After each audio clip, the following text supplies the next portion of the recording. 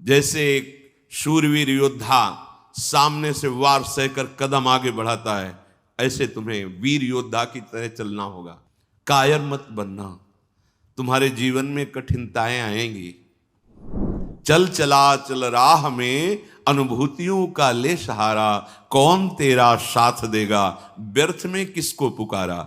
उन्हीं के ऊपर ज्यादा प्रहार करते हैं जिनको रोना धोना पसंद है, इसीलिए समझाते हैं अपनी बात किसी से कहो मत। उपासक को कभी नहीं कमजोर पड़ना है। अपने मन की बात किसी साधक से भी नहीं कहनी कि मेरे अंदर काम आ रहा है। ऐसे तो जप नहीं पा रहे हो, अपराध करके जप पाओगे? अपराध का सीधा प्रभार होता है भजन ना होने देना। कायर मत बनना, तुम्हारे जीवन में कठिनताएं आएंगी, आपको लड़ना है इनसे। लड़ना क्या, आप प्रियाजू के हैं, ये ठसक रखेंगे, डर के भाग जाएंगे। कभी कभी ये अति भीषण बन तन मन पर है छा जाती, ऐसी वासना छा जाती, कुछ सुनाई नहीं देता। बस जो वासना की प्रेरणा है बस वही करना है। अब उपासक घबरा जाता है। अच्छा, जो बड़े महापुरुष हैं, अब उनके लिए दूसरा कोई बचा नहीं जिससे वो करुणा करें। बात समझो, सब में वो अपने आराध्य देव को देख करके शांत हो चुके हैं। जो साधक है उसे समय नहीं है कि सहयोग करे, क्योंकि वो अपने लक्ष्य में दृढ़ है। तो सच्ची मानो, आपका विश्वास और आपकी श्रद्धा ही केवल आपका साथ देगी। इस मार्ग में कोई तुम्हारा साथ देने वाला नहीं, साथी नहीं है। और जो साथी बना के चला वो गिरा, ये भी बात समझ लेना। चल चला चल राह में अनुभूतियों का ले सहारा। अगर तुम अपनी अनुभूतियों को अपने साथ रखोगे कि पग पग पर मेरे कृपालु आराध्य देव ने कैसे मुझे संभाला है, फिर कोई तुम्हें जरूरत नहीं किसी के सहयोग की। तुम्हारी अनुभूतियां ही तुम्हें आगे बढ़ा देंगी। चल चला चल राह में अनुभूतियों का ले सहारा, कौन तेरा साथ देगा व्यर्थ में किसको पुकारा। इस मार्ग का साथी केवल हरि का भरोसा, हरि का बल है। जो निराश होकर के रोने लगता है, ये भेड़िए की तरह है और बालक के ऊपर ही इनका प्रहार होता है। वयोवृद्ध या ज्ञान वृद्ध के ऊपर भेड़िए का प्रहार नहीं होता। ये काम क्रोधादि उन्हीं के ऊपर ज्यादा प्रहार करते हैं जिनको रोना धोना पसंद है। किस बात के लिए, मुझे ये चाहिए, मुझे ऐसा, मुझे रहा नहीं जा रहा, मुझे सहा नहीं जा रहा, मेरे से भजन नहीं हो रहा, मेरा मन नहीं। तुम मन हो, तुम तन हो, तुम भोगों के अभाव से ग्रस्त हो? नहीं नहीं, भूल मत करो। जो निराश होकर रोने लगता है उस पर ये विकार हावी हो जाते हैं। इसीलिए समझाते हैं अपनी बात किसी से कहो मत, क्योंकि नासते विद्यते भावो ना भाव विद्यते। इनकी सत्ता ही नहीं काम क्रोध लोभ की। जब आप इनकी सत्ता देते हैं, स्वीकार करते हैं, तो ये आपके ऊपर हावी होते हैं। सच्ची अगर सत्ता ना दे तो इस समय नहीं दे रहे हो सत्ता, कौन सा विकार आपके ऊपर चढ़ा हुआ है। अभी आप उनका चिंतन करें, उनकी सत्ता दे तो अभी जिस विकार का चिंतन करेंगे उसी विकार से ग्रसित हो जाएंगे। जो कमजोर अपने को महसूस करता है, देखो दैन्यता भगवत मार्ग की वो अलग बात है, लेकिन विकारों के लिए कमजोर होना ये भगवत मार्ग के पथिक का लक्षण नहीं है। सहना ही तो है ना, भोगने के बाद तो और डबल सहना होता है। तृष्णा होती और कामना होती, दोनों। जब तक भोगा नहीं तो केवल कामना थी, और जब भोग लिया तो उसकी तृष्णा भी साथ है, तो जलना तो पड़ेगा। तो ऐसे जो भयावह दृश्य उपस्थित कर रहा है मन विकारों को लेकर के, उपासक को कभी नहीं कमजोर पड़ना है। अपने मन की बात किसी साधक से भी नहीं कहनी कि मेरे अंदर काम आ रहा है, मेरे अंदर ये विकार। बिल्कुल उनकी सत्ता नहीं देनी। तुम्हें परेशान नहीं होना, तुम्हें दुखी नहीं होना, तुम्हें रोना धोना नहीं है। अब सहा नहीं, मार देंगे, पक्का मार देंगे, भागना पड़ेगा। ये वीरों का मार्ग है। हो भयभीत छोड़कर साहस, जो कापुरुष भाग जाता। कापुरुष कहते हैं कायर पुरुष को। इस मार्ग से अब हम नहीं, अब हम भोगों के लिए जा रहे हैं, तो जाओ। क्या आगे लिख रहे, भाग न पाता। गिर पड़ता हो, बुरी तरह कुचला जाता। ये विकार उसका नाश कर देते, फिर रास्ता नहीं रह जाता। जो चढ़ाई का भगवत मार्ग का बहुत बहुत बहुत भयभीत करने वाली ये बात है। अगर भगवद आश्रय छोड़कर भोगों में आप चले गए तो देखो, धाम छूटा, प्रिया जो छूटी, नाम छूटा। ऐसे तो जप नहीं पा रहे हो, अपराध करके जप पाओगे? अपराध का सीधा प्रभाव होता है भजन ना होने देना। जैसे कोई सोचे कि हम मनमानी आचरण करेंगे, गुरु आज्ञा उल्लंघन, शास्त्र विरुद्ध, और फिर मंत्र जप लेंगे, भजन कर लेंगे। बिल्कुल नहीं। एक बार भी निज मंत्र स्मरण नहीं कर सकते, एक बार भी आप भगवत स्मरण करने का अधिकार नहीं रख सकते। पापवंत कर सहज स्वभाव, भजन मोर ते भाव न काऊ, जो पे दुष्ट हृदय सोई होई, मोरे सन्मुख आओ की सोई। लड़ना है, बड़ो ही कठिन है भजन डिग ढरिबो। जैसे एक शूरवीर योद्धा सामने से वार सहकर कदम आगे बढ़ाता है, ऐसे तुम्हें वीर योद्धा की तरह चलना होगा। कायर पुरुष की तरह भाग कर जाओगे तो कुचले जाओगे, और अगर धैर्य पूर्वक रहोगे तो कह रहे हैं, पर जो कर विश्वास ईश्वरी बल पर, सम्मुख डट जाता। अब तुम मरना है, चाहे जितना कष्ट हो, मृत्यु से भयानक कोई कष्ट नहीं होता। अब मुझे श्री जी की प्राप्ति करनी है, जितना दुख चाहो प्रभु आप दे लो, आप दे लो, छूट है आपको, जितना दुख चाहो। इतना तुम्हारा सोचना होगा कि दुख भाग जाएंगे, कोई दुख छुएगा नहीं तुम्हें। उससे डर वे भाग छूटती नहीं, दुखी वो हो पाता जिसने निश्चय कर लिया कि अब सारे दुख मुझे भोगने हैं, पर हम प्रियाजू को, प्रियाजू के नाम को, प्रियाजू के धाम को, प्रियाजू के चरणारविंद की उपासना को कदापि नहीं छोड़ सकता।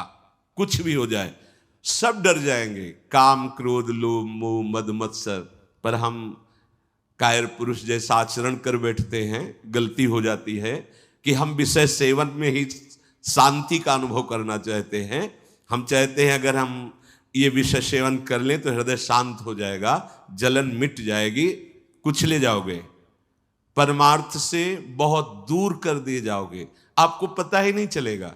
माया का खेल ऐसा है, पता थोड़ी चलता है कि हम भ्रष्ट हो गए, पता थोड़ी चलता है कि हम इतने नीचे उतर गए। जब कोई महात्मा आपको दर्शन कराएगा कि आप कितने नीचे गिर गए, तब आपको पता चलेगा। गिरते समय पता नहीं चलता। माया का ऐसे ही भक्ति का खेल है, चढ़ते समय पता नहीं चलता कि कितनी ऊंचाई पर आप चढ़ते हैं। जब गुरु कृपा से कहीं ऐसे द्वंद्व उपस्थित होते हैं और उन द्वंद्वों पर आपका हृदय विचलित नहीं होता, तब पता चलता है कितनी कृपा भक्ति की है कि हमें इस ऊंचाई पर बैठा दिया कि मान अपमान, लाभ हानि, दुख सुख, ये हमारे ऊपर कोई प्रभाव नहीं डाल पा रहे। पर ये डट वही सकता है जिसने अपने जीवन का लक्ष्य निश्चय कर लिया है। श्रीपाद कह रहे, राधा दास्य मुझे श्री जी चाहिए। जिसने मन में ये निश्चय कर लिया कि अब मुझे प्रियालाल चाहिए, तो उसकी चाह में इतनी सामर्थ होती है कि सबसे लड़ सकता है। जैसे धन की चाह आने पर चोरी करने के लिए भी उतारू हो जाता है, हिंसा करने के लिए भी उतारू हो जाता है, उसको कुछ भी डर नहीं लगता। एक धन का लोभ चढ़ता है तो प्राणों को सौंप दिया, भय को बिल्कुल रौंद दिया, और जैसा भाव बना वैसा कर बैठा। और आप प्रभु को चाहते हैं और आपको डर लगता है। आप परम धन श्री लाडली जी के गोरे चरणारविंद की प्राप्ति करना चाहते हैं, तो अब अपना अधिकार, अपना पन, अपना महत्व श्री लाडली जी के चरणों में। हे प्रभु, हे प्रिया जी, ये प्राण, ये तन, ये मन आपको समर्पित है। अब जैसा जी चाहे वैसा आप करो। यही है सुदृढ़ योद्धा भगवत मार्ग का। अपना अस्तित्व, अपना महत्व, अपना जीवन, जब तक जीवन धन के चरणों में समर्पित नहीं करोगे, तब तक जो स्वामी श्री हरिदास जी महाराज कह रहे हैं, ज्यों ज्यों राखत हो त्यों त्यों रहियत हो हरि।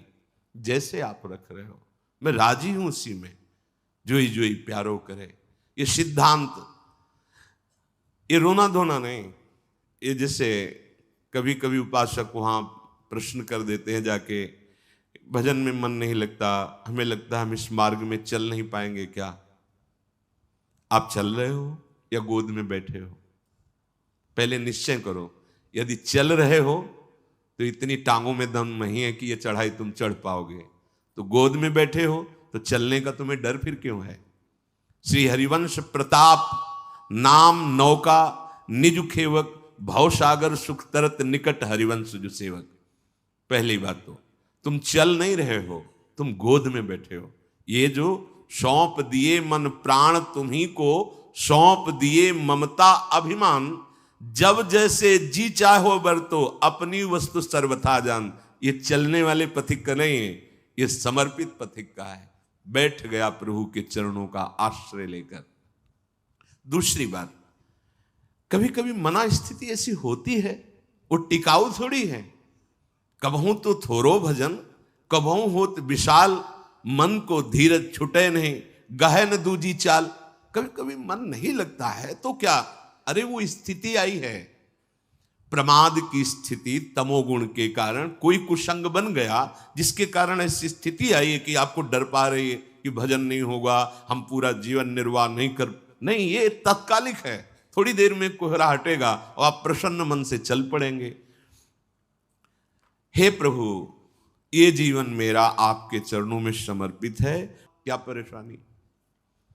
हे नाथ, मेरा मन, मेरा तन, मेरा प्राण आपको समर्पित है, आप जैसा चाहो खेलो, मत सकुचाओ, अभी आपका है, आप जैसा चाहो। फिर आप शिकायत कैसे करें? फिर आपका प्रश्न कैसे बनता है? ये जब तक मेरे मेरे मेरे तब तक नहीं हटा पाओगे। और ये आपको दिया, अब इसमें काम रखो या आप रहो, इसमें प्रेम भरो या आप इसमें विकार भरो, आपको पूरी स्वतंत्रता है नाथ।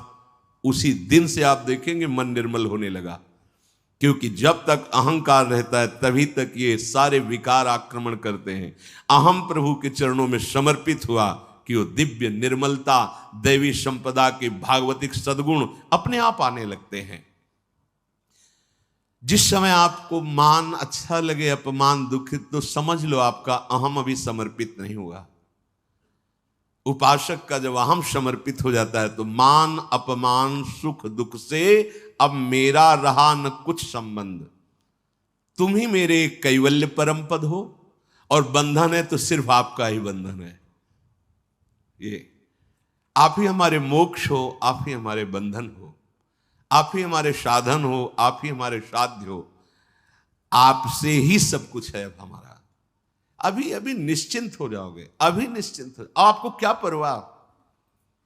जब आपने अपने आप को प्रभु के चरणों में समर्पित कर दिया तो अब जिम्मेवारी प्रभु की है।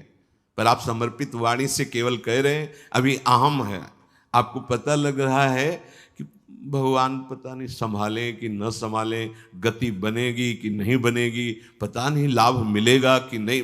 ये शरणागति का लक्षण नहीं है।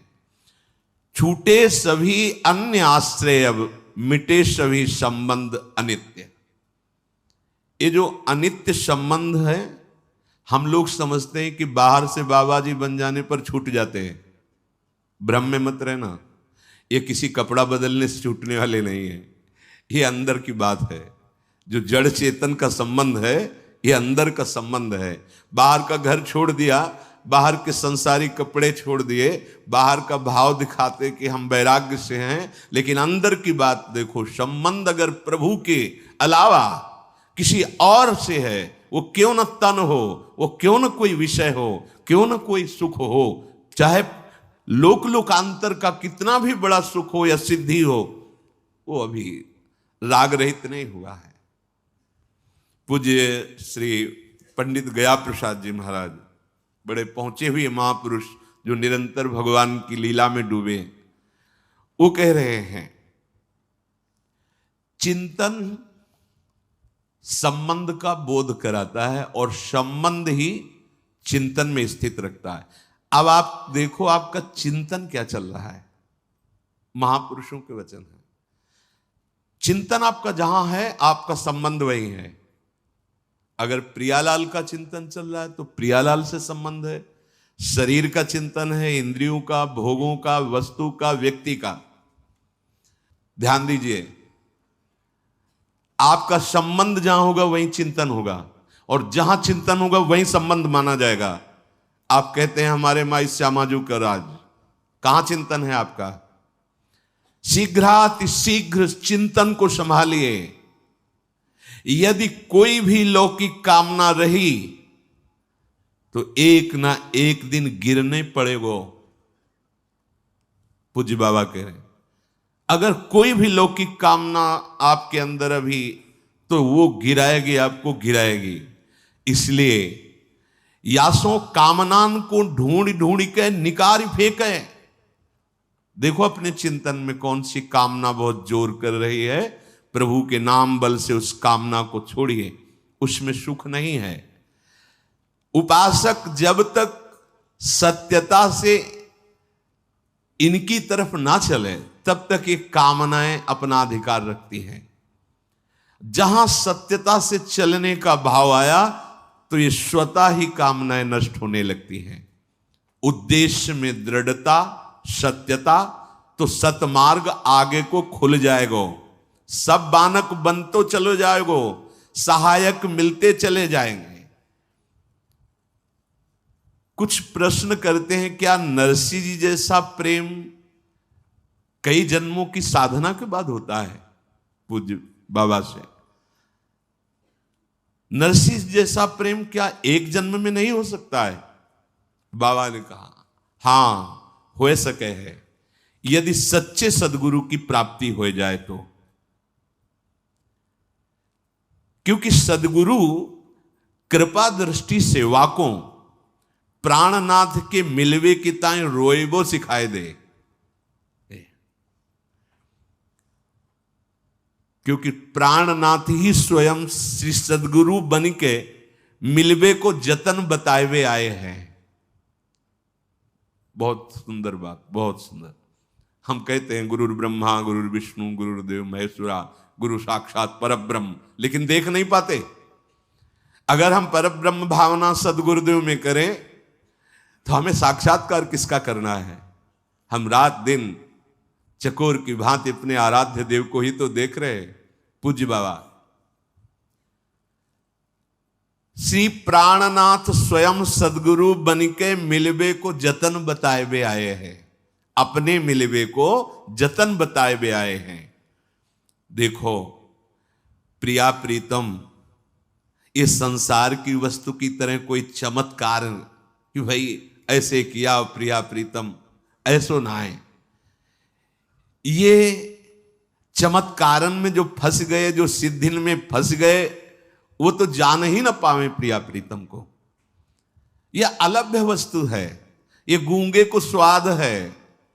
बस प्राणनाथ कब मिलेंगे, प्राणनाथ कैसे मिलेंगे, मैं संसार को कैसे भूलूं, ये हृदय में टीस जो कल कर चर्चा कर, ये गुरु कृपा से केवल होती है। एक